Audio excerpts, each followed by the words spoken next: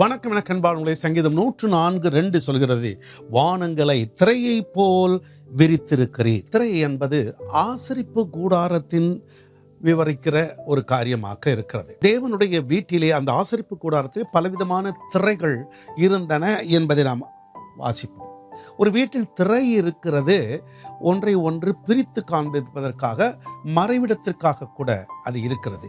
இங்கே நாம் பார்க்கின்றோம், திரை அவர் வானங்களை திரையாக வைத்திருக்கிறார். இங்கிருந்து நம்ம பார்க்கும் பொழுது ஒரு வானம் தெரியுது, அதற்கு மேலே 2 வானங்கள் இருக்கின்றன. அதனால தான் பவுலடிகள் எழுதும் பொழுது, ஒரு மனிதனை அறிவேன் 3வது வானம் வரைக்கும் அவர் எடுத்துக்கொள்ளப்பட்டார்னு சொல்றார். முதல் வானம் நாம் பார்க்கிறது, அது ஒரு திரை.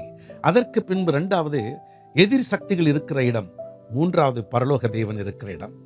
நடுவில் திரைகள் இருக்கிறது போல நாம் பார்க்கின்றோம். ஆக நம்முடைய வாழ்க்கையிலும் கூட கர்த்தராகிய தேவன் நமக்கு பாதுகாப்பாக இருக்கும்படிக்கு அவர் திரைகளை விரித்திருக்கிறார். அந்த திரைகளுக்கு ஊடாக எவரும் வர முடியாதபடிக்கு நமக்கு பாதுகாப்பை தருகிறார்.